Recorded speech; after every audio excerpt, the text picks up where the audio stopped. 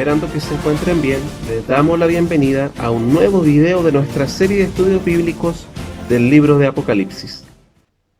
Y vamos con nuestra tercera clase de Apocalipsis que lleva por título Carta a las Iglesias parte 2.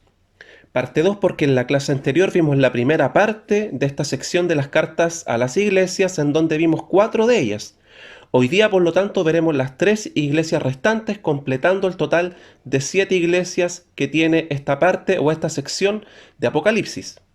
Para volver a recordar la estructura general de Apocalipsis, le invitamos que pueda ver los videos anteriores, especialmente el primero, donde explicamos la estructura de Apocalipsis para poder entender también el contexto. Entonces, no olvidemos que estamos entre la primera y la segunda venida del Señor, y lo que Juan hace en esta primera sección de la carta a las iglesias es mostrarnos cuál es el estado de la iglesia en este tiempo que estamos viviendo, que es entre la primera y la segunda venida del Señor. Entonces, en esta sección, Juan nos muestra que estas 7 iglesias representan de forma perfecta a la iglesia universal durante este periodo, y también es una clara muestra de lo que a toda iglesia en toda época y en todo lugar le toca vivir tarde o temprano.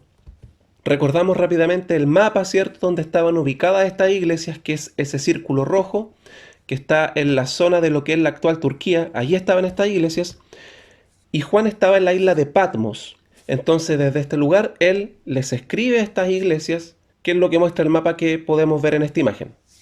Y vamos a recordar cómo se componen estas cartas. Todas ellas tienen la misma estructura. En primer lugar, Jesús se autorrevela o se presenta a la iglesia. En segundo lugar, los alaba por lo que están haciendo bien. En tercer lugar, los reprocha por sus pecados o las cosas que están haciendo mal. Y finalmente Jesús les da una promesa. Como habíamos dicho, hay 2 iglesias a las que el Señor no les reprocha nada, y hay una que es a la que no le alaba nada. Y pasamos a la iglesia de Sardis, que la pueden ver en el mapa, ¿cierto?, para recordar dónde está ubicada. Y en esta carta a Sardis, en primer lugar, el Señor se presenta como el que tiene y da el Espíritu Santo. En segundo lugar, los alaba, ya que algunos de ellos han mantenido la fe. En tercer lugar, los reprende, porque les dice que es una iglesia muerta, sus obras no son perfectas. Y finalmente, el Señor les promete a los fieles que serán honrados con vestiduras blancas y que jamás borrará sus nombres del libro de la vida.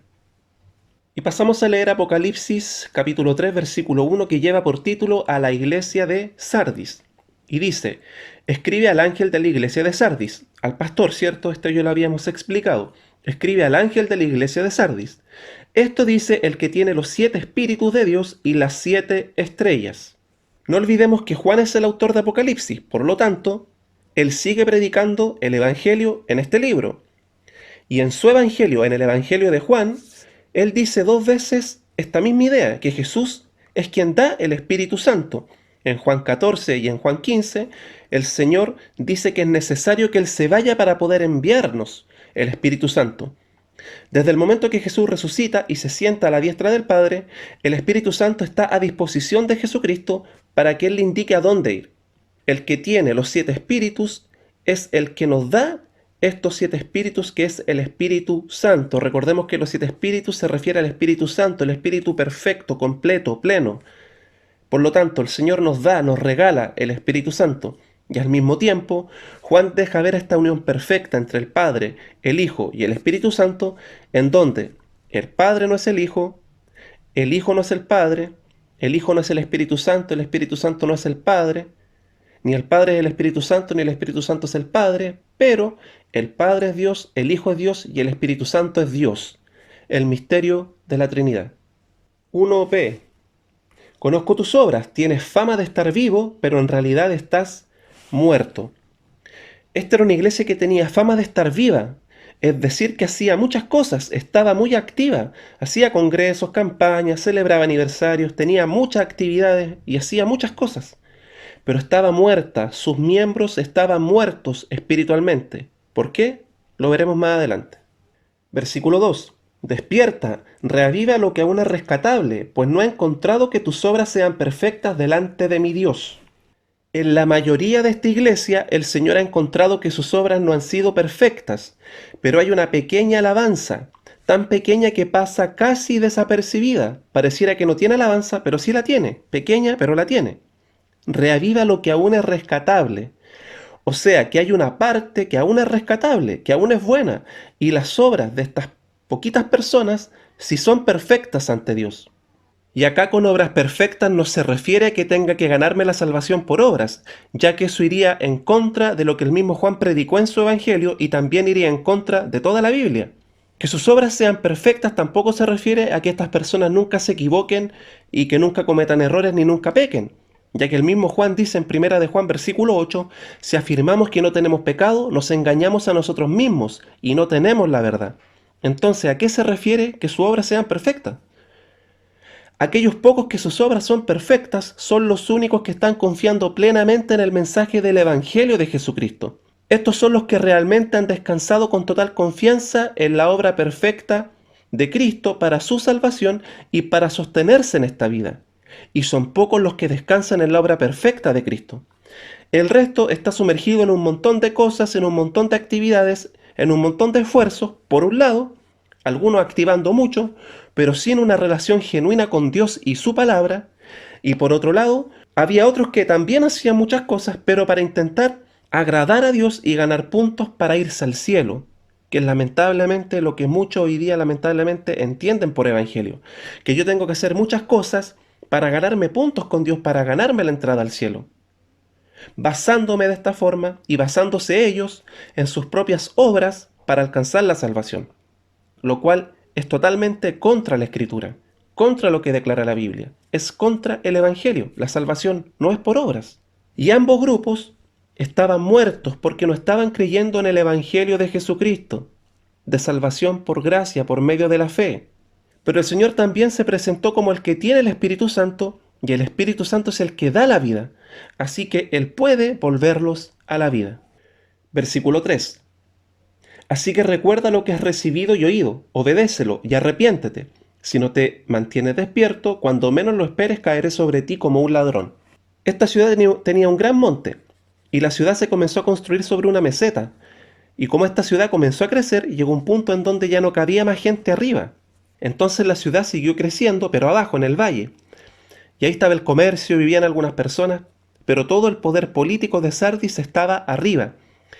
Y los historiadores dicen que en el año 546 a.C. esta ciudad fue sitiada por los persas, y cuando ellos llegan a tratar de ver cómo pueden tomar esta ciudad, se percatan que para poder tomarla tenían que llegar arriba, y ahí estaba la clave para poder conquistar Sardis.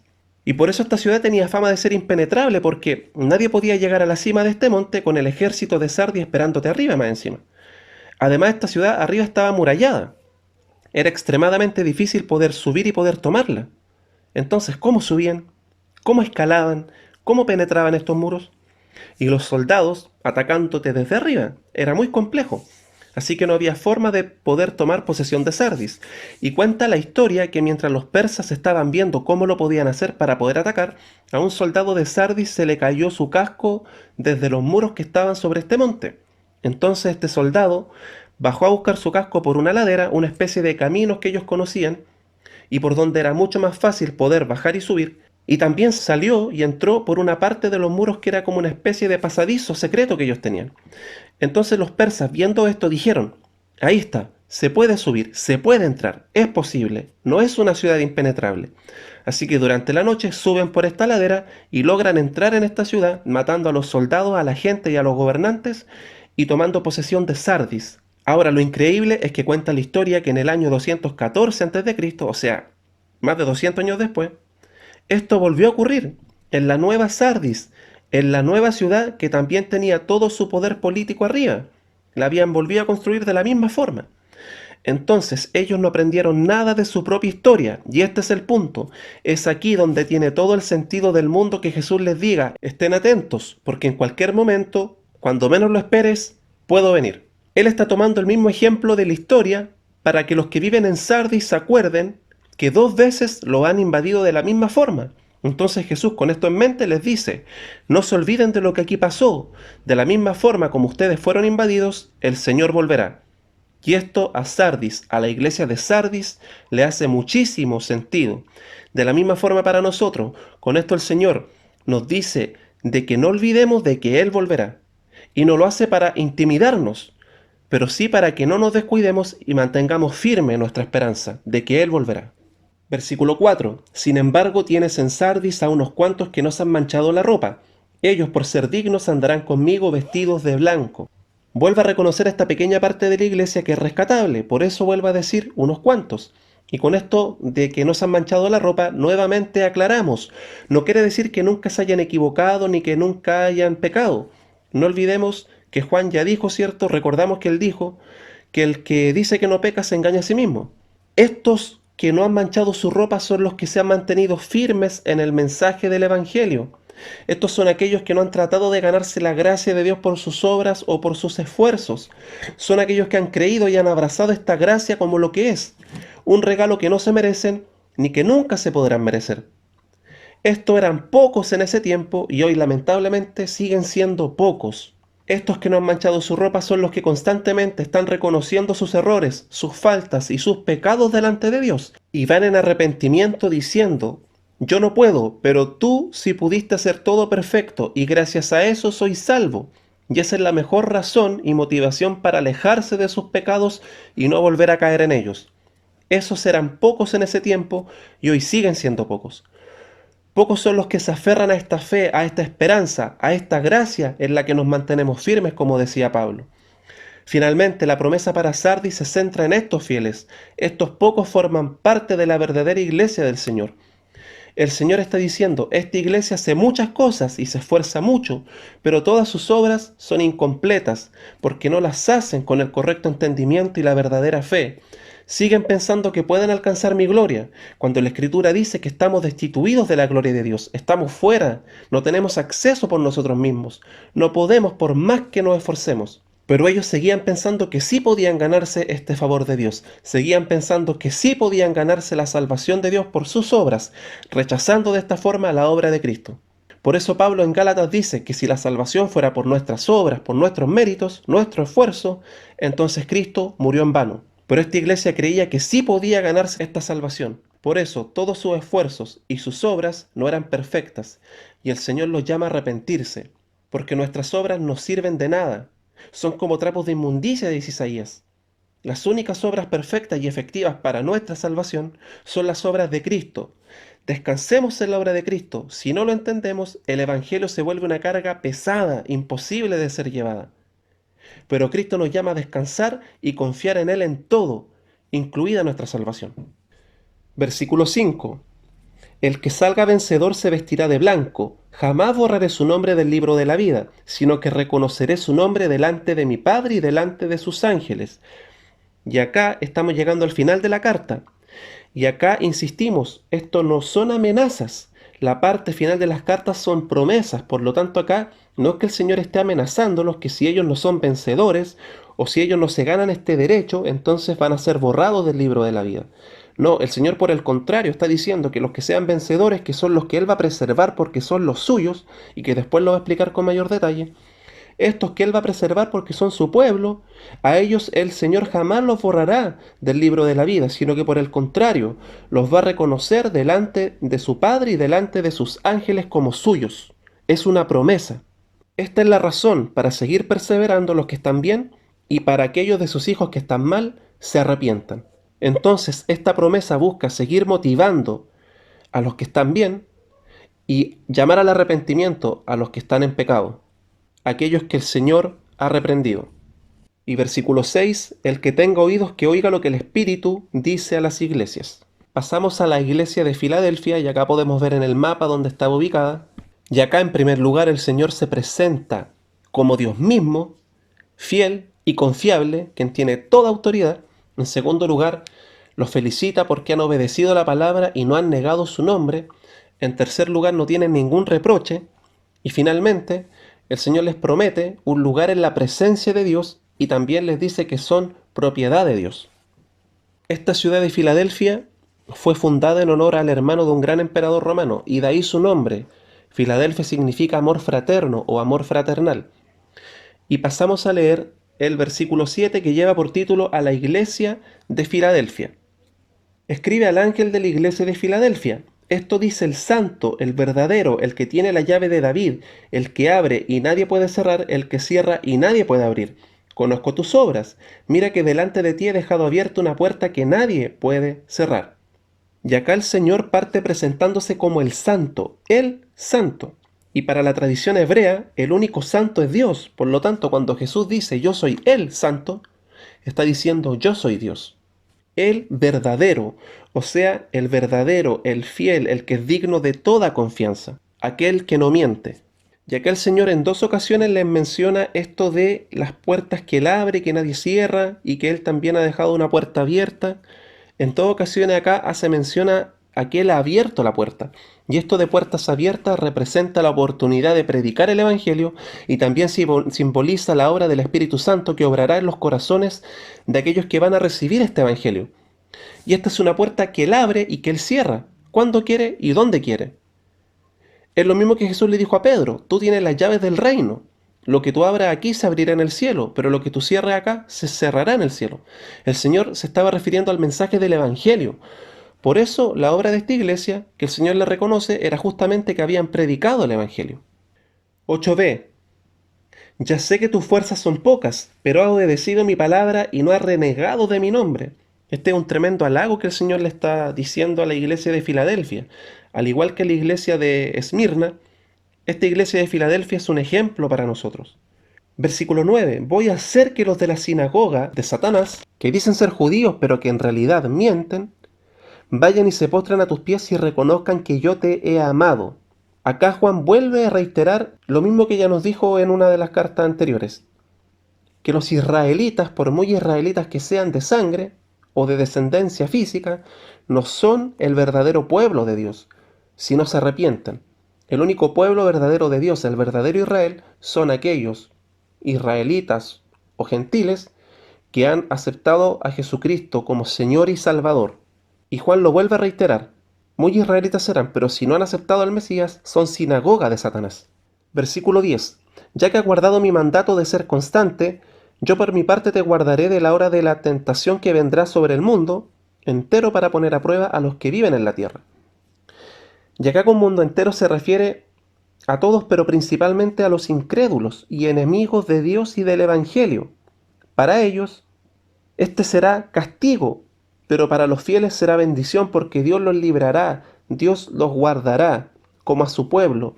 Y aquí es donde hace todo el sentido del mundo cuando Él al final de cada carta dice al que salga vencedor, al que salga vencedor. Y aquí el Señor está diciendo que finalmente su pueblo va a salir vencedor, pero porque Él venció y su pueblo va a salir vencedor y bien parado, más allá de las tribulaciones o pruebas, pero su pueblo va a salir vencedor porque Él lo va a guardar, Él lo va a librar, y por eso que ellos van a ser vencedores. Y ahí coincide totalmente con el final de las cartas donde el Señor justamente les promete que Él estará con ellos. Versículo 11. Vengo pronto, aférrate a lo que tienes para que nadie te quite la corona. Y acá llegamos al final de esta carta donde el Señor empieza ya a darles promesa. Y acá no es que el Señor les esté amenazando de que ellos van a perder su corona. El Señor sí les está instando a aferrarse a lo que tienen, a lo que ya tienen. Ellos ya tienen esta corona, porque el Señor la ganó para ellos. Ellos ya la tienen y que se aferran a esta esperanza, por lo tanto, a esta esperanza del Evangelio de Jesucristo, para que puedan, ¿cierto?, aguantar la adversidad. Versículo 12, al que salga vencedor, y volvemos a insistir en lo que ya dijimos, ¿quiénes son los vencedores? A los que el Señor los va a guardar, a su pueblo. Por lo tanto, al que salga vencedor, lo haré columna del templo de mi Dios y ya no saldrá jamás de allí. El Señor le está dando la promesa, por lo tanto, de que ellos van a ser parte de este templo del Señor, simbolizando, ¿cierto?, el pueblo de Dios. Ellos van a estar con el Señor, ellos van a ser parte de este templo. El Señor les está prometiendo, soporten, aguanten, porque ustedes van a estar ahí y ya no saldrán jamás de allí. Sobre él grabaré el nombre de mi Dios y el nombre de la nueva Jerusalén, ciudad de mi Dios, la que baja del cielo de parte de mi Dios. Y también grabaré sobre él mi nombre nuevo. Esto de grabar simboliza pertenencia, así como cuando marcan el ganado, el Señor de la misma forma está diciendo que Él nos va a grabar sobre nosotros su nombre, simbolizando que somos pertenencia del, que somos propiedad de Dios. Versículo 13, el que tenga oídos que oiga lo que el Espíritu dice a las iglesias. Y finalmente llegamos a la carta a la Odisea. Acá podemos ver en el mapa donde estaba ubicada la Odisea. Y en esta carta, en primer lugar, el Señor se presenta como el Dios de la verdad. En segundo lugar, no hay alabanza para esta iglesia. Esta es la iglesia a la que el Señor no le alaba nada. En tercer lugar, el Señor los reprende porque es una iglesia vomitiva, es arrogante y orgullosa. Y finalmente, el Señor promete tener comunión y tener el derecho a compartir el trono con Cristo junto con esta iglesia. Y es importante mencionar que esta ciudad de la Odisea era muy famosa por su riqueza y su opulencia. Y pasamos a leer el versículo 14 que lleva por título A la iglesia de la Odisea. Escribe al ángel de la iglesia de la Odisea. Esto dice el Amén, el testigo fiel y veraz, el soberano de la creación de Dios. En la tradición hebrea, enfatizar algo 3 veces era señalar que algo era perfecto, y acá de esta forma, al enfatizar que el Señor es el Amén, el fiel y el veraz, Él está enfatizando de forma perfecta que Él es el verdadero y que Él es el que le da validez a todas las cosas, y también se presenta como el soberano de la creación, el dueño de todas las cosas, el dueño de absolutamente toda la creación, y tiene mucho sentido que el Señor se presente de esta forma a esta iglesia, como veremos después. Versículo 15. Conozco tus obras, sé que no eres ni frío ni caliente. Ojalá fueras lo uno o lo otro. Por tanto, como no eres ni frío ni caliente, sino tibio, estoy por vomitarte de mi boca. Este pasaje donde el Señor dice que no son ni frío ni caliente, lamentablemente se ha malinterpretado en muchas ocasiones y se usa como una especie de termómetro espiritual para ver, ¿cierto?, cómo está el nivel de espiritualidad, por así decirlo. Si es que estamos bien, ¿cierto? Estamos calientes en el Señor espiritualmente hablando. Si ya estamos medio decaídos, entonces nos enfriamos, estamos fríos. Y el Señor, por lo tanto, nos va a vomitar. Pero en realidad este pasaje no se refiere a eso. Lo que Juan acá está diciendo es algo mucho más profundo y mucho más serio que tomar este versículo como una especie de termómetro espiritual para medir la espiritualidad de las personas. Si ustedes se fijan en este mapa, allá al final abajo está la Odisea, y arribita, más chiquitito, encerrado en este círculo rojo, o en este semicírculo rojo, estaba un lugar llamado Hierápolis, que estaba sobre la Odisea, en altura. Y de Hierápolis descendían aguas termales, y que bajaban hasta la Odisea. Y hay un pequeño detalle en el texto. El texto no está diciendo que ser frío sea malo. De hecho dice, ojalá fueras frío o fueras caliente. Pero no eres ni lo uno ni lo otro. Entonces, ¿cuál era el problema de esta iglesia? ¿Por qué el Señor usa este ejemplo de ser frío o caliente para confrontarla? En Hierápolis, cierto, como el agua termal descendía, recién desde arriba el agua era caliente, porque estaban las termas. Y al pasar, cierto, por un sistema de acueductos desde Hierápolis hasta la Odisea, el agua llegaba hasta la Odisea, pero llegaba tibia. Entonces, si la ocupaban para baños termales, debía ocuparse caliente, debía calentarse. Y si la ocupaban para beberla, debían beberla fría. Porque si la tomaban tibia, les hacía mal, producía malestares estomacales, náuseas y vómitos. Entonces, esta agua que bajaba de Hierápolis hasta la Odisea era un agua con muchísimas propiedades y muy buena para la salud, pero debía utilizarse fría o caliente, dependiendo de cómo la fueran a ocupar. Fría para beberla y caliente para darse baños en estas aguas. Pero tibia, el agua no servía para nada, no le servía a nadie. Y por eso Jesús les dice, ojalá fueran calientes o fríos, pero no son ni lo uno ni lo otro.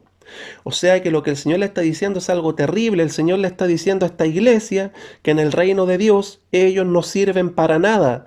Han pasado a ser una iglesia inservible. ¿Y cuál es el pecado de la Odisea? ¿Cuál es su falla? Su pecado es el orgullo. La Odisea era tan próspera materialmente, era tan próspera económicamente, que la iglesia se había vuelto arrogante y orgullosa, al punto que sentían y se sentían totalmente autosuficientes como iglesia. Y llegaron a creer que no tenían necesidad de nada, ni siquiera de Jesús, y dejaron de buscarlo. Y Jesús los reprende terriblemente por esto, porque dejaron de buscarlo, lo dejaron fuera. Por lo tanto, esta era una iglesia que al Señor le causaba náuseas. Era una iglesia vomitiva para él, terrible. Versículo 17. Dices, soy rico, me he enriquecido y no me hace falta nada. O sea, un nivel de arrogancia terrible. 17b. Pero no te das cuenta que el infeliz y miserable, el pobre, ciego y desnudo eres tú. Le está diciendo pobre a la gente que más dinero tenía. Dios les está diciendo lo mismo que dijo Jesús en el Sermón del Monte: bienaventurados los pobres de espíritu, aquellos que saben que por más que tengan, saben que no tienen nada. Esos son los pobres de espíritu. Y por eso corren al trono de la gracia de Dios para poder obtener algo de Él, lo que sea. Y acá nos referimos a cosas espirituales. Pero la Odisea era rica y decían que no necesitaban nada. Mucho cuidado con los predicadores de la prosperidad. Mucho cuidado con esas frases de que tú eres un hijo del rey y que mereces estar en los mejores palacios, comiendo los mejores banquetes porque eres un hijo del rey. Mucho cuidado. Esa doctrina es diabólica. El Señor también le dice que son ciegos. La Odisea también era muy famosa porque tenía una muy buena escuela de medicina que se había especializado en oftalmología, en la medicina del ojo. Eran especialistas en oftalmología. Pero el Señor les dice que son ciegos. No les servía de nada todo su avance en medicina porque eran ciegos espiritualmente. Y les dice desnudos. También esta ciudad era especialista en el negocio de la lana de oveja para fabricar telas de muy buena calidad. Tampoco les servía producir la mejor lana de la región porque estaban desnudos. Jesús les está diciendo: nada de lo que ustedes tienen vale delante de mí. Y aquí viene otra advertencia: jamás midas tu relación con Dios en base a tus bienes materiales. Versículo 18. Por eso te aconsejo que de mí compres oro refinado por el fuego para que te hagas rico, ropas blancas para que te vistas y cubras tu vergonzosa desnudez, y colirio para que te lo pongas en los ojos y recobres la vista. Son pobres, ciegos y están desnudos, o sea, que ellos dan lástima. Ellos creían que no tenían necesidad de nada, pero en realidad tenían necesidad de todo. Y Jesús les dice: yo soy lo que ustedes necesitan y tengo lo que ustedes necesitan. Entonces, ¿qué hacemos? Confiar y entregarnos por completo en la obra perfecta de Cristo. Ese es el llamado que el Señor nos hace y el llamado que el Señor le hace también a esta iglesia. Y acá una vez más vemos una tremenda muestra de la gracia, del amor y la misericordia del Señor. Versículo 19. Yo reprendo y disciplino a todos los que amo. Y de esta forma también es muy importante que esta carta vaya al final y que esto cierre este ciclo de las cartas, porque este es como el cierre también para todas las cartas. El Señor sigue diciéndonos: no tengan temor, arrepiéntanse. Si yo los estoy reprendiendo y llamando al arrepentimiento en lo que están fallando, es porque los amo, y como yo los amo, los estoy corrigiendo como un padre corrige a su hijo, justamente porque lo ama y quiere lo mejor para él. Estoy por vomitarlos de mi boca, le dice a la Odisea, pero los llamo al arrepentimiento. 19b. Por lo tanto, sé fervoroso y arrepiéntete. Arrepintámonos por nuestro materialismo, arrepintámonos por dejar de buscar al Señor, arrepintámonos por buscar a Dios solamente para que nos prospere materialmente y para buscarlo para que me dé lo que yo quiero. Dejemos de buscar al Señor como si fuera el genio de la lámpara, arrepintámonos y busquémoslo como lo que Él en verdad es: el soberano de la creación, como se presentó al principio. Él les está diciendo al principio: yo soy el soberano, ustedes no son los dueños, yo soy el dueño de todas las cosas. Arrepintámonos de querer manipular a Dios para que nos dé lo que nosotros queremos. Arrepintámonos de nuestra arrogancia, de nuestro orgullo, de nuestro materialismo, de nuestra autosuficiencia, y seamos dependientes pero del Señor. Versículo 20. Mira que estoy a la puerta y llamo. Si alguno oye mi voz y abre la puerta, entraré y cenaré con él y él conmigo. Y lamentablemente acá tenemos otro pasaje que ha sido muy mal entendido y muy mal aplicado. Este mensaje se ocupa para evangelizar, para ir a las personas que no conocen del Señor y le dicen: ábrele la puerta al Señor, por favor, el Señor está esperando, ábrele la puerta. Y algunos le ponen un poquito más y dicen: la puerta tiene el pestillo, pero el pestillo está del lado tuyo, solo tú tienes la autoridad, dicen, solo tú tienes la autoridad de poder abrir la puerta, por favor, ábrele la puerta al Señor. Pésimamente aplicado este versículo, porque acá el contexto es que el Señor le está hablando a su iglesia. Este pasaje no le está hablando al inconverso, no le está hablando al no creyente, no le está hablando al que no conoce al Señor, le está hablando a su iglesia, a ti que lo conoces, a ti te está hablando. Y acá Jesús no es el pobrecito, no es el mendigo que está parado en la puerta esperando que por favor tú le abras, pidiéndote que por favor lo dejes entrar en tu corazón, como tristemente muchos evangelistas predican este pasaje. Jesús no es el mendigo que necesita que le abran la puerta, es la iglesia. Ellos son los mendigos que necesitan urgentemente abrirle la puerta al Señor. Ellos cometieron el terrible error que muchos cometen, que al verse sobreabundados económicamente piensan que están muy bien y seguros, olvidándose de Jesús y dejándolo fuera. Entonces Jesús no necesita que la iglesia de la Odisea le abra la puerta para que él entre. Por el contrario, es la iglesia de la Odisea la que necesita abrir la puerta para que Jesús entre. Es totalmente al revés de como lo hemos entendido y lo hemos predicado. Jesús no es el pobrecito, nosotros somos los pobrecitos sin él. Por lo tanto, este es un llamado de amor de parte de Dios y es una invitación al arrepentimiento, pero a su iglesia, a nosotros nos está hablando el Señor aquí. El hecho de abrir la puerta significa simbólicamente que la iglesia se arrepiente y reconoce su miseria, reconoce que están necesitados de Jesús y que necesitan que Jesús vuelva a entrar en la iglesia, porque ellos son los que necesitan estar nuevamente con Él. Yo estoy a la puerta y llamo no es un llamado para los no creyentes, es un llamado para los creyentes que han dejado a Jesús afuera de sus vidas. Sin Jesús, por lo tanto, somos miserables, ciegos y desnudos, por mucho que tengamos económicamente y materialmente. Pero si no lo tenemos a Él, en realidad somos miserables, ciegos y desnudos, necesitados de todo. Pero Él está a la puerta y llama, y si abrimos, Él nos da la oportunidad de volver a cenar con Él. Versículo 21. Al que salga vencedor le daré derecho de sentarse conmigo en mi trono, como también yo vencí y me senté con mi Padre en su trono. El que tenga oídos, que oiga lo que el Espíritu dice a las iglesias. Y acá el Señor les da una promesa. Entonces el Señor está llamando a su iglesia al arrepentimiento. Y los que son su iglesia van a escuchar su voz y se van a arrepentir. Por el contrario, quienes no se quieran arrepentir a pesar de estar escuchando la voz del Señor, a pesar de estar escuchando su llamado, en realidad son aquellos que nunca han sido realmente parte del pueblo de Dios. Pero los que sí son su pueblo lo van a escuchar y se van a arrepentir. Ese es el llamado que hace el Señor a su pueblo, al arrepentimiento. Y finalmente les promete a estos que se arrepientan que tendrán el derecho de sentarse con Él en su trono, como también Él venció y se sentó con su Padre en el trono. Y acá hay un detalle súper importante en cómo Juan, y en realidad como el Señor, cierra esta última carta y esta sección de las cartas diciendo de que Él está en el trono, sentado en el trono junto con el Padre. Y estar sentado en el trono simboliza autoridad total y absoluta y autoridad para juzgar, recordándonos que el Señor en su segunda venida va a juzgar a este mundo. Por lo tanto, en el inicio de esta sección, que era en realidad en el capítulo 1, Juan describe al Señor en la visión, ¿cierto?, cuando Él está entre los candelabros y se pasea y lo describe de una forma espectacular, con toda la autoridad. En realidad ahí Juan está demostrando cómo el Señor, después de su victoria tras su primera venida, se constituyó en Señor y Rey de toda la creación. Y también de esta forma, Él tiene el derecho de representar a su iglesia delante del trono de Dios, por eso que Él se paseaba entre los candelabros, y por lo tanto el Señor en su primera venida y en su victoria sobre la muerte y en su sacrificio en la cruz, Él se ganó este título y esta autoridad. Por lo tanto, ahí nos partió hablando de la primera venida. Y ahora, al final de este ciclo, Él nos está recordando que el Señor es quien va a juzgar. Por eso que Él está en el trono, también anunciándonos ya la segunda venida del Señor. Y de esta forma se completa este primer ciclo que partió hablándonos de la primera venida y todo lo que tiene que pasar la iglesia hasta la segunda venida del Señor. Y ahora que hemos visto y conocido la realidad de todas estas iglesias descritas en Apocalipsis y que simbolizan la realidad de toda la iglesia universal en todo tiempo y en todo lugar, me gustaría que pudiéramos meditar en esta pregunta.